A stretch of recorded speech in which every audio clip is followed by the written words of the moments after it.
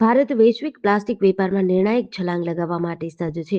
Make in India, make for the વર્લ્ડના vision સાથે આવેલ ઓલ ઇન્ડિયા પ્લાસ્ટિક મેન્યુફેક્ચરર્સ એસોસિએશને આગામી 3 વર્ષમાં પ્લાસ્ટિક ફિનિશ્ડ પ્રોડક્ટ્સની નિકાસ 4 ગણી વધારવા એક મહત્વાકાંક્ષી વ્યૂહરચના જાહેર કરી છે, જેની માહિતી તેઓએ પત્રકારો સમક્ષ રજૂ કરી હતી. નવી દિલ્હીમાં આયોજિત એક પ્રેસ કોન્ફરન્સમાં જાહેરાત કરાઈ હતી કે આ ફક્ત વેપારનો વિસ્તાર નથી, તે ભારતને વૈશ્વિક પ્લાસ્ટિક હબ તરીકે સ્થાપિત કરવાનું રાષ્ટ્રીય મિશન છે. ફિનિશ્ડ પ્લાસ્ટિક ચીજવસ્તુઓનો વૈશ્વિક વ્યાપાર આશરે 1.3 ટ્રિલિયન છે, ત્યારે ભારતનો ભાગ ફક્ત $12.5 બિલિયન જ છે. અમદાવાદ ખાતે એઆઈપીએમએના ગવર્નિંગ કાઉન્સિલના અધ્યક્ષ અરવિંદ મહેતા અને પ્રમુખ મનોજ આર શાહે પ્લાસ્ટિકની નિકાસ 4 ગણી વધારવા માટે માહિતી અને અન્ય જાણકારી પ્રદાન કરી હતી. ભારતનો પ્લાસ્ટિક ઉદ્યોગ હવે ફક્ત ઉત્પાદન પૂરતો જ નથી રહ્યો, તે ગુણવત્તા, નવીનતા અને વૈશ્વિક વિશ્વાસના પ્રતીક તરીકે ઉભરી રહ્યો છે. યોગ્ય વ્યૂહરચના, મજબૂત સરકારી સમર્થન અને ઉદ્યોગ સાહસિક ભાવના સાથે ભારત પ્લાસ્ટિકનો વિશ્વગુરુ બનવા તરફ આગળ વધી રહ્યું છે. મારું નામ અરવિંદ મહેતા છે અને હું ગવર્નિંગ કાઉન્સિલનો ચેરમેન છું અને જે આ એક્સપોર્ટ સેલ છે એ બી એનો બી ચેરમેન છું. કારણ કે શું છે કે આખું સ્ટડીને બધું માર્ગદર્શન હેઠળ કરવામાં આવેલું છે. હવે જે અત્યારના એક્સપોર્ટ આપણો જે છે એ 12.5 બિલિયન જ છે, જે અત્યારના વર્લ્ડમાં જે થાય છે. અહીંની જે કેપેસિટી છે એ આનાથી અનેક ગણી છે આપણી પાસે લોકલ, પણ અહીંયા લોકલના સંતોષ માર્કેટના હિસાબે આપણે એક્સપોર્ટ ઉપર ધ્યાન પ્રમાણમાં ઓછું જાય છે. જે રીતે માણસો એક્સપોર્ટ કરે છે, હું નથી, કોઈ નથી કરતું, ઘણા કરે છે, પણ એમાં આપણે ફોકસ નથી આપેલું. અને અમારો ધ્યેય એ જ છે કે આમાં ફોકસ વધે અને અત્યારના જેટલો આપણો શેર છે અત્યારે 12.5 બિલિયનનો, એ અમે 50 બિલિયન કરવા માંગીએ છીએ. આ જાતનું તમને કહી શકાય.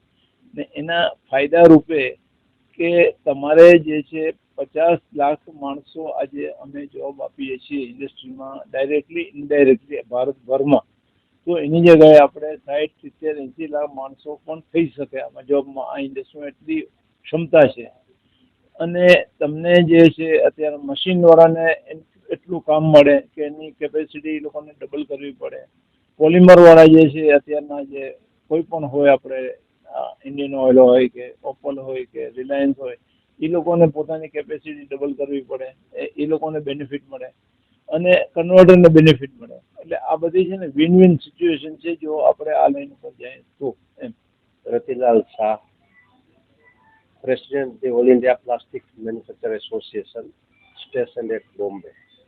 જે ડે આફ્ટર ટુમોરો એટલે પરમ દિવસે, એટલે કે 22 ઓગસ્ટ 2025 ધી મેરિડિયન હોટેલ એટલે કે મેરિયટમાં અમદાવાદમાં સેટેલાઇટ ખાતે export boost of plastic finish product એ વિશેના પરિસંવાદ કોન્ફરન્સ કયો એ ઇવેન્ટ માટે આ કોન્ફરન્સ આજે લીધેલ છે.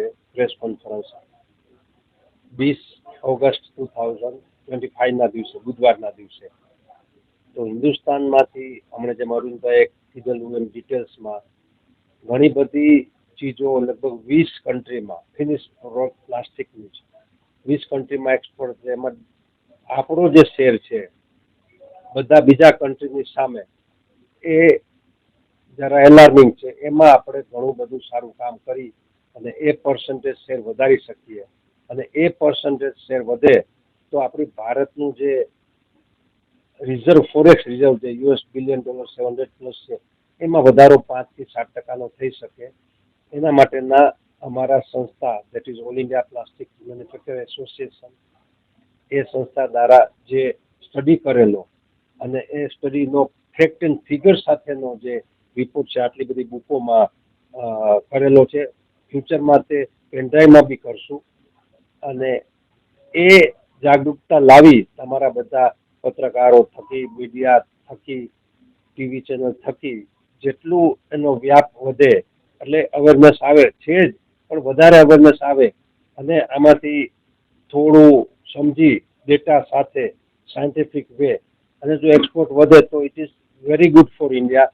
બીકોઝ જે નરેન્દ્ર મોદી સાહેબનું વિઝન છે make in India for India and rest of the world, એમાં આપણે 2 કદમ આગળ ચાલી શકીએ. તો એ અવેરનેસ માટેનો મેઇન પર્પઝ, મેઇન ઉદ્દેશ્ય, મેઇન હેતુ આ પ્રેસ કોન્ફરન્સનો રહેલો છે. તો 22મી બી એ વિશેની બધી વિગતવાર વાત થશે. ઘણા બધા પ્લાસ્ટિકવાળા બી મળશે.